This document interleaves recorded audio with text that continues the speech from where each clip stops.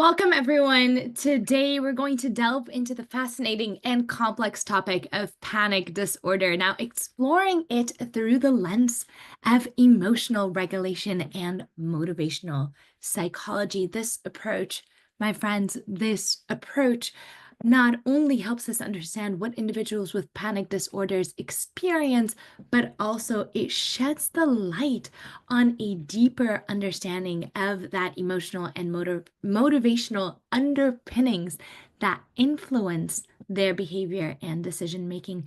Let's take a look. Now, let's begin with understanding the foundation of panic disorders. So, according to research by Kessler and colleagues in 2016, panic disorders affect approximately 2 to 3 adults in the United States. So, while that may seem like a relatively small percentage, it actually translates to millions of individuals who live with the foundational burden of this condition. Now, these numbers, they remind us that panic disorders is not just a struggle, but also a significant public health issue. And by addressing it, we're not only helping individuals, but also helping their families, communities, and workplaces. So the hallmark of these panic disorders lies in defining their features. So you're looking at things like unexpected panic attacks and persistent fears of future episodes. What you want to do is you want to imagine living with a constant sense of unpredictability. So never really knowing when the next attack will strike. So this fear becomes all-consuming for many individuals to the point where they start dictating their choices, what they do, where they go, and even who they interact with. And this makes the panic disorder so debilitating.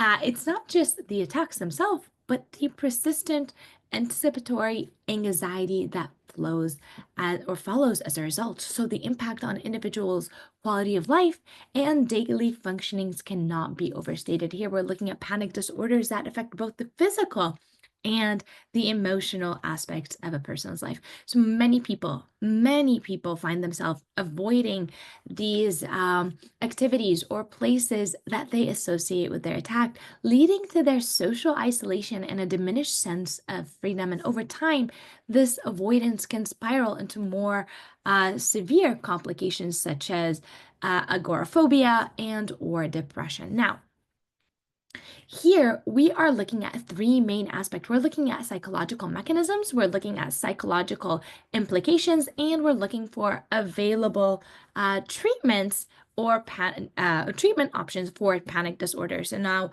we will look at biological factors and other factors as well. We're also looking into cognitive behavioral therapy, medication, lifestyles, and interactions.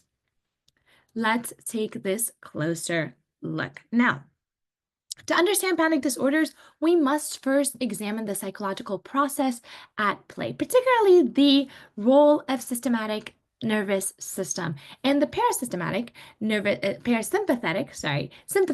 system and the parasympathetic nervous system. Now, these two branches of the autonomic nervous systems are actually critical in managing how our bodies respond to stress and maintain balance. The sympathetic nervous system often refers to as the fight or flight, which you've probably heard of, and it is activated in response to a perceived threat. Now, this response is heightened or highlighted, what am I saying? Highlighted, there we go, that's what the word is, highlighted by Roviner and colleagues in 2006, preparing the body for immediate action. So when triggered, the SNS increases heart rate, it increases blood pressure, and it increases adrenaline released, creating this physical sensation we associate with fear and or anxiety. Now, these changes are essential for survival in dangerous situations, and they help us run faster, react quicker, and focus intensely. However, individuals with panic disorders, this system is often overactive. It's not like everyone else's. There's an overactivity and it responds to false alarms and or minor stressors the way that they would if it was a life-threatening event. Now, on the other hand, we have the parasympathetic nervous system, and it is known as rest and digest. And it works to counterbalance the SNS.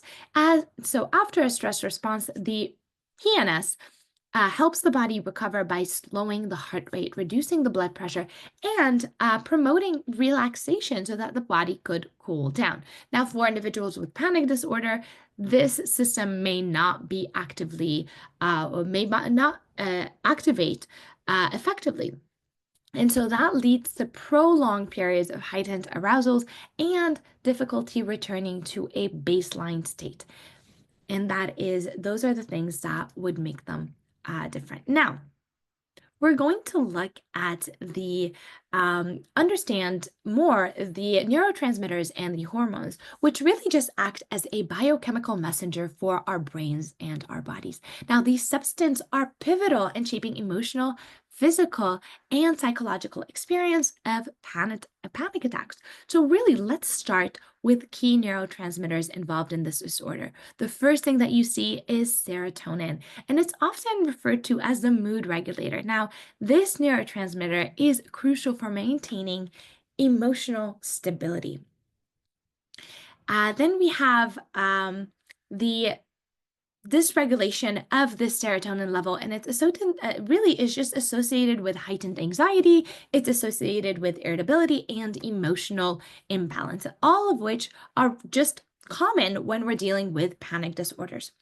So treatments like selective serotonin reuptake inhibitors aim to increase serotonin availability, which can help actually alleviate the panic system and stabilize the mood over time. Now, the second neurotransmitter is norepinephrine, and it plays a crucial role in stress response. Now, norepinephrine acts as a signal that prepares the body to respond to a perceived threat. And that increases the heart rate and it increases alertness. In panic disorders, this system, again, as we said earlier, is overactive or overly sensitive, which means that it's triggered by these minor little things that are happening, and it's leading to an exaggerated stress response.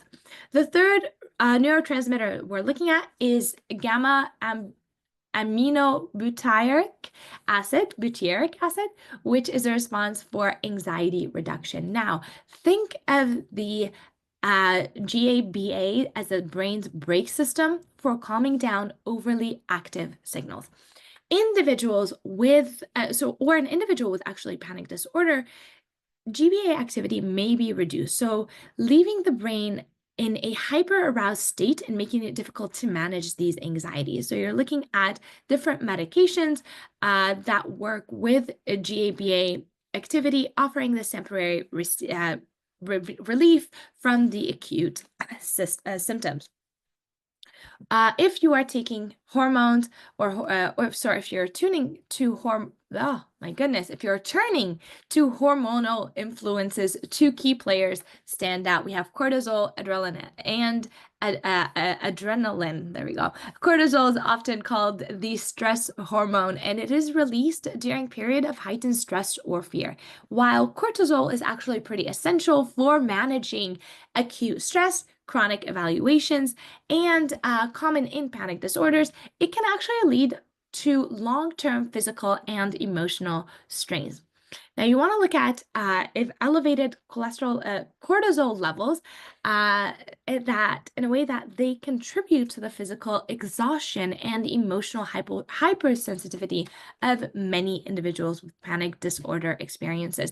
Meanwhile, if you're looking at adrenaline, this adrenaline surge actually during those panic attacks, it fuels the intense physical symptoms such as racing hearts, trembling, and shortness of breath. And you're looking at adrenaline and I can't pronounce it, as this critical part of the fight or flight response. And it is In the context of a panic disorder, these surges are often occurring without a real threat, and that is the problem. And so the person or the individual is feeling just out of control and terrified in their own body's reaction. All right, let's take a closer look. We've got fight, flight, and freeze response. And this is often one of the body's most essential survival mechanism. It is a natural reaction to danger that prepares us to either confront a threat, escape from it, or become still in hopes of avoiding detection. And so this system, deeply rooted in our evolutionary history, is activated by this autonomic nervous system, and it is a critical for survival in genuine life-threatening situation. But you don't want it to go haywire. You actually want it in those situations. So with panic disorders, or with individuals with these panic disorder, this response often misfires and it leads to inappropriate activations in situations where there is actually no threat present. So in the context of panic disorder, this mechanism is activated inappropriately, as described in some of the research that you see. And the small triggers, such as a minor physical sensation or a stressful thought, can actually set off an entire cascade of fight, flight, or freeze responses. And so the responses become further intensified when individuals interpret non-threatening stimuli as an elevated heartbeat and or as a sign, or any of these things as a sign of something catastrophic, such as a heart attack or losing control. And this misinterpretation, it amplifies their psychological response, and it creates various cycles or vicious cycles of escalating anxiety, and so it becomes a cyclical movement. Over time, this inappropriate activation, if it continues to happen, it creates an inappropriate feed loop of anxiety. So for example, an initial misfire of fight, flight, or freeze response can lead to a panic attack, which is then followed by an intense fear of having another attack. And so this fear perpetuates heightened vigilance and sensitivity to the body's sensations, and that increases the likelihood of triggering another response. It is a self-reinforcing cycle that traps individuals in a state of chronic worry and physical arousal. Now, addressing these cycles involves breaking the links between the perceived threat and the psychological responses. So if we're looking at techniques like cognitive behavioral therapy, focus on reframing the way the individual interprets the bodily sensation, while interventions like exposure therapy aims to desensitize them to trigger over time. And additionally, more relaxation strategies such as deep breathing and or mindfulness can help down-regulate the fight or flight response and activate a parasympathetic nervous system, interrupting the cycle of panic, which is something wonderful. Now, understanding the causes of the panic disorder actually requires us to examine multiple factors, and that includes genetic predisposition, you're looking at environmental influences, and you're looking at cognitive behavioral pattern. And each of these elements actually contribute to the onset of maintenance of the disorders, often interacting in complex ways. Now, let's start with genetic factors. Research shows that having family history of panic disorders significantly increases an individual's risk of developing it. It suggests that there is a hereditary component to the disorder, possibly related to genes that regulates neurotransmitter systems such as serotonin, neopephrine, and the GABA. However, genetic vulnerability alone does not guarantee the development of that panic disorder. So it creates a predisposition, but it may not actually activate and it may not activate depending on the environmental and or psychological factors that may be triggered at one point or another. The other thing that we have is environmental triggers. Now, these triggers often serve as a catalyst that activates the genetic predisposition. You have things like trauma, and trauma is a key factor, particularly events that occur during childhood. Childhood actually has a significant impact on how we feel as adult as well. So we're looking at things like abuse, neglect, and or sudden loss of caregivers. These experiences can actually sensitize the nervous system, making it more reactive to stresses later in life. And now, these prolonged period of chronic stress, such as workplace pressures, and or financial instability, can also heighten anxiety level, and they can also set the stage for that panic attack, which may come later. We also have life changes that can also do the same thing. The third element that is involved, or third dimension, is cognitive behavioral element. And it plays a vital role in how how panic disorders develop and persist.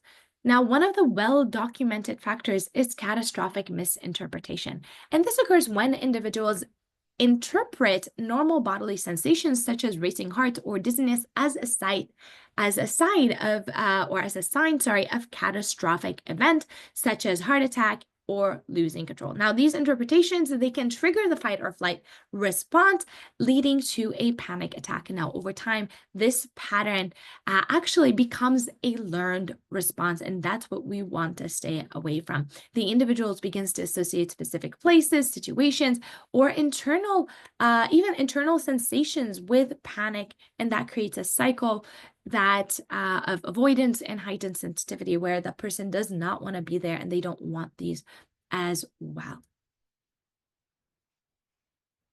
When discussing panic disorders, it's essential to actually recognize the significance of the role of comorbid conditions, which often co-occur and complicate the course of treatment. Now, these comorbidities are not only common, but they also influence the severity, the progression, and the management of the attack of the panic disorder, and they underscore the need for integrated treatment approaches. So, one of the most frequent co-occurring disorder is the generalized anxiety disorder, and it is characterized by excessive, uncontrollable worries about various topics like symptoms, and its symptoms often overlap with those of panic disorders, such as restlessness, fatigue, and difficulty concentrating. Now, this overlap can actually make a diagnosis challenging and may require nuanced clinical approaches to distinguish between the two.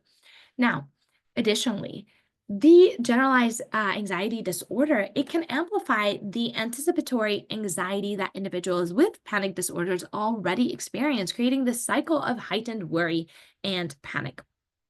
Another comorbidity is depression, and with studies that show high rate of co-occurrence between depression and panic disorders, depression can actually exacerbate the functional impairment caused by panic disorders, leading to this feeling of hopelessness and withdrawal and a reduced quality of life. This combination can actually reduce motivation to seek treatment, as individuals may feel overwhelmed by both conditions, and that is sometimes what happened. And a third comorbidity that exists there is substance use disorders, which is particularly concerning for individuals with panic disorders. So some people may turn to substance like alcohol or recreational drugs as a self-medicated way to cope with the symptoms. While these substances may provide this temporary relief for these people, it actually worsens anxiety over time, leads to dependence, and interferes with effective treatments. And so we have to actually be able to see this. And this, my friends, leads us to the importance of integrated treatment strategies. And effective management of panic disorders with comorbidity conditions often involves multidisciplinary approaches. So you're looking at a combination of pharmaceutical interventions. You're looking at evidence-based psychotherapies like cognitive therapy, cognitive behavioral therapy, collaborations among psychiatrists and psychologists, and addiction specialists that can ensure that all aspects of the individual's mental health are addressed, increasing the likelihood of a successful outcome. Now, let's take a look at support systems. An essential component of managing disorders is establishing this really good support system, which provides this emotional, psychological, and practical assistance. This system often makes the difference between struggling alone and feeling empowered to navigate the challenges of the disorder. So, we're going to begin with the most common one, and that is family support. And family really just plays a crucial role in the recovery journey, but their involvement also depends on education. So a lot of times family members don't actually understand. And so they initially misunderstand the panic disorder, interpreting the symptoms as overreacting or as exaggeration. And so by providing families with education about the disorder, we can actually mitigate the problem and help increase the support. The next thing we have is peer support, and these groups create a safe space for individuals to share their thoughts and experiences with others who truly understand what they are going through. Now, there is tremendous power in knowing that you are not alone. And I cannot stress that enough. It's very important to know that. And so, hearing how others have navigated similar challenges can offer practical coping tools and inspire hope in others. And lastly, that we have is professional resources, including crisis hotlines and online resources, which offer an additional layer of support. And these crisis hotline, for example, they provide immediate assistance during moments of distress, often guidance and a listening or a listening ear that really just helps people hear and know that they are not alone. And the thing is, they are staffed with usually trained professionals or volunteers that can really just help de-escalate the situation, provide the referrals to appropriate services. And so all these things work together and they bring us to where we are right now. All right.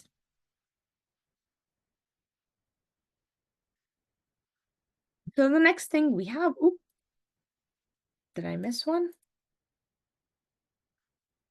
Seems that there was a step actually in my notes, so I'm back to this slide of evidence-based medication. And when treating these panic disorders, you guys, evidence-based medication is a critical part of it for individuals whose symptoms significantly impair their daily functioning, and it means they actually just need that. And so let's break it down a little bit. First, we have the selective serotonin reuptake inhibitors, so SSRI, which are often considered the first line of treatment for panic disorders. And these SSRIs, they work by increasing availability of serotonin in the brain, which then helps regulate the mood and anxiety. Now, these medications, such as Starline and or fluoxetine as well, are especially effective in long-term management of panic disorders. So unlike other treatments, these actually address both the frequency and the intensity of the panic attack, as well as the anticipatory anxiety that individuals may experience between episodes. The next one is benzodiazepines, they are typically for short-term relief. And these medications actually act quickly by enhancing the activity of the GABA, the brain's primary inhibitory for neurotransmitter. And so it helps calm down the nervous systems. They can be highly effective in acute situations, such as during a severe panic attack. They also come with a notable risk of dependence. Now, therefore, these things is generally reserved for situations with rapid control is needed. And so and they use that there, or for patients who do not have yet responded to other treatments. So long-term reliance on this particular medication is discouraged because it has a potential for tolerance, withdrawals, symptoms, and addiction as well. And the last one we have is beta blockers. And these are target the physical symptoms of the panic attack. So like racing hearts, trembling, and excessive sweating. And these medications not only do not directly address the emotional or cognitive part of the panic attack, but it can also be incredibly useful in situational uses, such as managing performance anxiety or preparing for specific triggering events. And so beta blockers are particularly effective when physical symptoms are primarily concerned, helping to reduce this physical symptoms intensity for those sensations and restore a sense of control, specifically in situations that there is a need on that as well.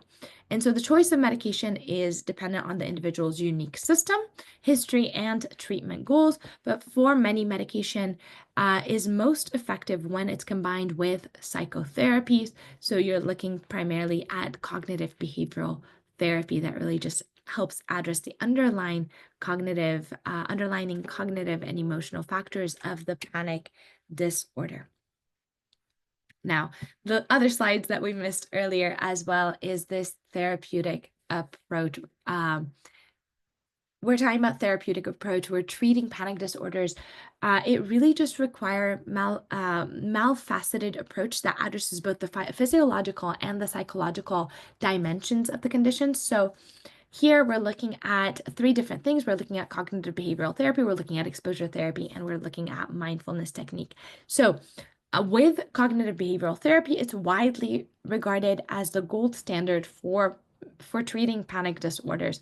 The core focus of cognitive behavioral therapy is restructuring thought patterns that fuel anxiety and panics. So individuals with panic attacks, they often engage in cognitive distortions such as catastrophic thinking, which exacerbate their symptoms. And now what CBT does is actually helps the individual identify these disorders and replace them with a more balanced and evidence-based thought. So for instance, a racing heart might be reframed as a normal response to stress rather than a sign that you are having a heart attack or an impending doom.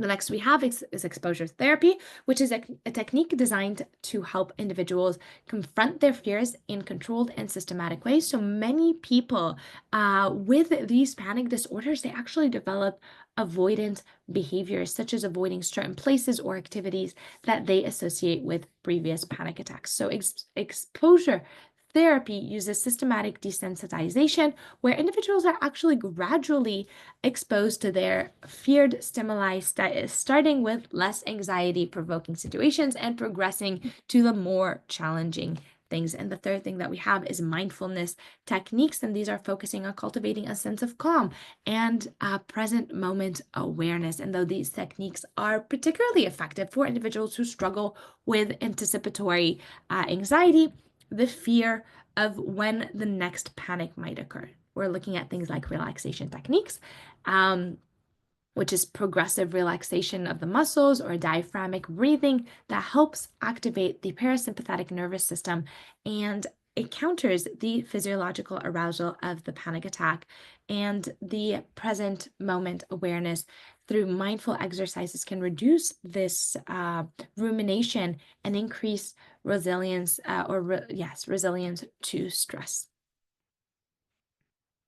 And that, my friend, is it for today. Here we go. That, my friends, is it for today. Thank you so much for being with me in this video, and I will be with you in the next. Bye for now.